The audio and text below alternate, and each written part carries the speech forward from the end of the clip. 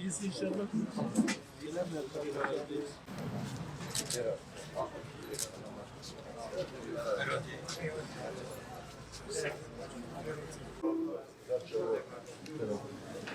Selamünaleyküm.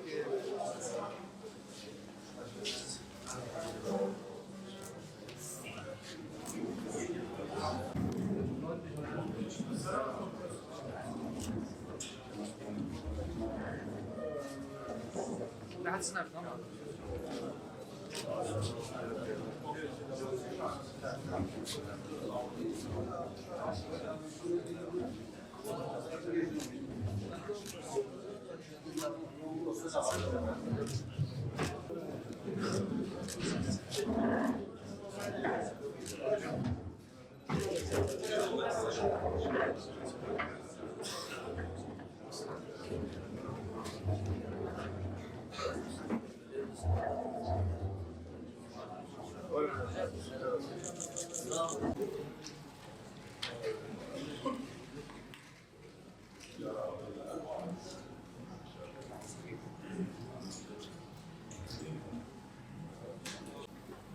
Arkadaşlar söylemek istediğim bir şey varsa bana.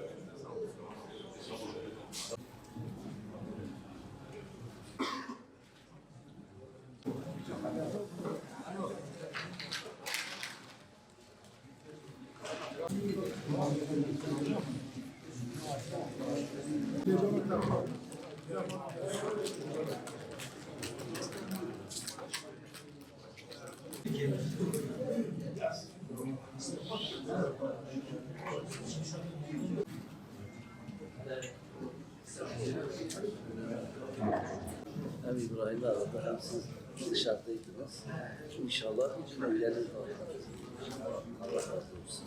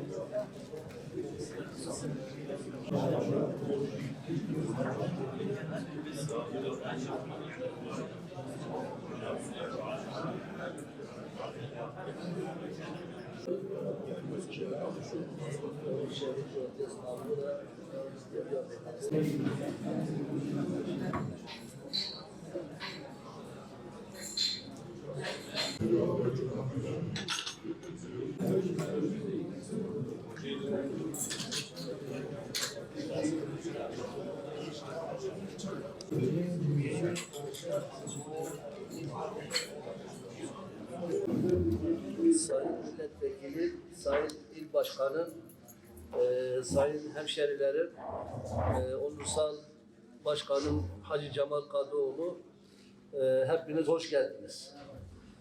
Başkanımızın ve milletvekilimizin geliş nedeni tebrik için gelmiş, bizi tebrik etmeye. Hoş geldiler tekrar. Adana'daki olay için de başınız sağ olsun. Yaralı olan abimizi de Allah acil şifalar versin.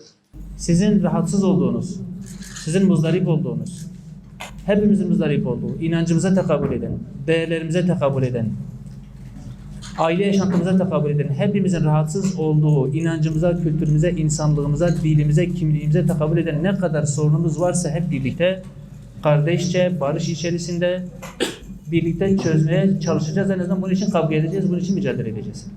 Bu bizim Allah'ın izniyle en belirgin özelliğimiz olacak. Bundan sonra da bizi o şekilde tanıyacaksınız. Bu vesileyle seçim öncesinde de ağırladınız, ilgi gösterdiniz, sahip çıktınız.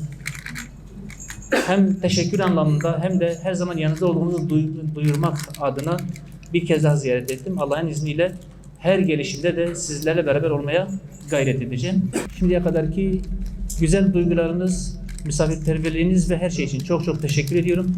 Allah hepinizden razı olsun.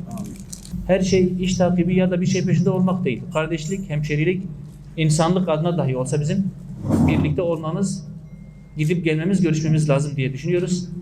Hassasiyetimiz birdir, anlayışımız birdir, isteklerimiz, taleplerimiz birdir.